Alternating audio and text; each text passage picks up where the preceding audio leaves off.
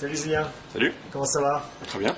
ObiWi Suite, on s'était déjà croisé à plusieurs reprises quand ObiWi était dans les cartons. Maintenant, la version bêta est online. Comment ça se passe ce lancement? Ben, ça se passe très bien. Déjà, on a eu un buzz assez phénoménal, puisque je ne sais pas si tu as pu voir sur les blogs, mais d'ailleurs, on a mis une page revue de presse sur le site qu'on actualise quasiment tous les jours. Je crois qu'on a, je sais pas, genre 25 ou 30 posts de blogueurs plus influents les uns que les autres. C'est énorme, hein. Comment vous avez fait ça? C'est le network perso? Bah, oui, c'est le network perso, parce que c'est vrai que c'est quand même des gens qu'on connaît, mais il y a aussi des gens qui ne sont pas dans ce network perso, qui sont c'est l'intérêt des réseaux, c'est la partie du réseau que vous ne connaissez pas. Un peu de presse et de télé, on est passé à Bouge la France, un article dans les Échos, d'autres articles à venir. Et est-ce que ça permet de concrétiser en termes d'audience tout de suite? Ah oui, ça on l'a vu, on a fait un chat sur 20minutes.fr qui a fait quadrupler le trafic ce jour-là par rapport au jour précédent, donc on est toujours sur les petites audiences de toute façon. Et puis notre but aujourd'hui, c'est pas le trafic, c'est plus de vraiment valider le modèle.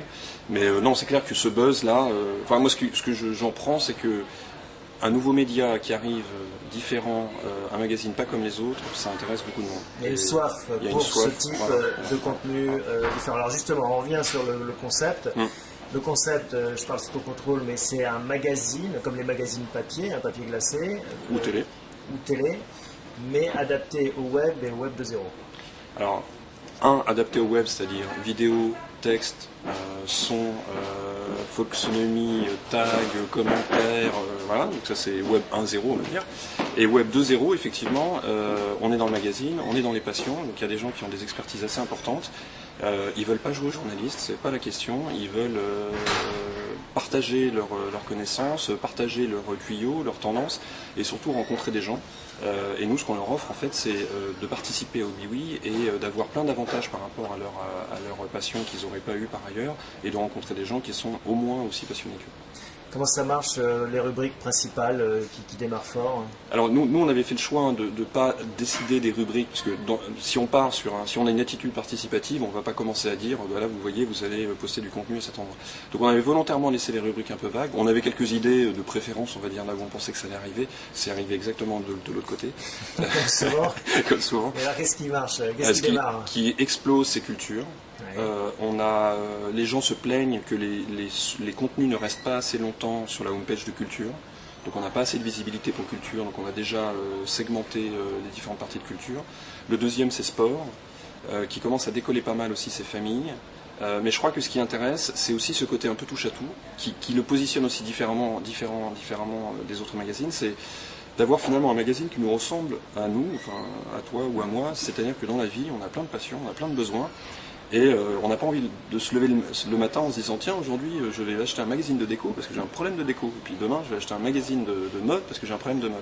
Et je pense que ce côté touche à tout aussi participe aussi de l'intérêt qu'on a pu voir. Et d'ailleurs les gens, ce qui est intéressant, s'abonnent à 3 ou 4 passions. On pensait qu'ils auraient une expertise dans une passion et qu'ils allaient faire qu'une passion. D'accord. Et ils peuvent aussi être consommateurs d'une passion et puis contributeurs d'une autre. Complètement. Est-ce que ça intéresse déjà des annonceurs? C'est le modèle économique, c'est la pub? Oui. Alors nous, on les a pas encore activés, on va dire. Là, on est, comme tu l'as dit, on a fait un phasage très précis et qui correspond exactement dans les clous de ce qu'on voulait faire, c'est-à-dire démarrer sur le début de l'année à faire de la veille, à bien positionner le concept, parce que tout le monde en parle. Très peu de gens le font. Est-ce qu'il y a déjà des choses dont tu te dis après quelques jours, il faut déjà changer des choses? Ah oui, tous les jours. Tous les jours. Non mais c'est ça qui est très intéressant, c'est qu'il y a des choses qu'on pensait qui allaient être très faciles, d'autres qu'on pensait qui allaient poser des problèmes, et généralement c'est à peu près l'inverse. Alors soit on est très très mauvais, ce qui est toujours possible, soit je pense qu'on est quand même dans un mode d'entreprise et de création d'entreprise où il faut être extrêmement agile et surtout ne pas penser pour les autres à leur place, parce que ça sur le web, et le web de zéro notamment, ça marche pas du tout. C'est combien de personnes à ObiWi maintenant? On est toujours donc les deux fondateurs, Jean-Louis Amblard et moi-même, et on a une quinzaine de personnes qui tournent autour donc qui sont une équipe virtuelle, ce qui est aussi un cas assez intéressant de création d'entreprise, c'est-à-dire d'avoir des gens qui ne sont pas forcément à dispo. Mais nous, notre but, c'était de lancer le site, donc ce qu'on vient de faire, de valider tous ces process qu'on a mis en place. On est déjà débordé par le contenu, donc la première crainte, c'était d'avoir des contributeurs. En fait, maintenant c'est plutôt notre souci, c'est-à-dire qu'on a trop de contenu, il faut les gérer. Ils ont plein de questions intéressantes à nous poser, ils ont plein de commentaires tout à fait valides à faire. Donc on est un peu là, c'est un peu la course panique pour gérer tout ce contenu-là. Des cernes sous les yeux. Avec un peu de cernes sous les yeux, j'ai aussi un petit garçon de 4 mois, donc ça explique aussi. Mais voilà, non, c'est vrai que là-dessus, il y a beaucoup de boulot, et nous, ce qu'on voulait faire, c'était valider cette phase-là et ensuite faire un tour de proximité. Ok, dernière question, une levée de fonds prévue bientôt? Voilà, donc tour de proximité d'ici à la fin de l'année, début de l'année prochaine. Pour quel montant? On n'est pas encore là, ou en tout cas pas le diffuser comme ça, mais ça va se faire tranquillement. On est en train d'activer cette partie du réseau-là, qui va nous permettre de passer à un mode de production vraiment effective d'ici à la fin de l'année pour une levée plus conséquente par la suite.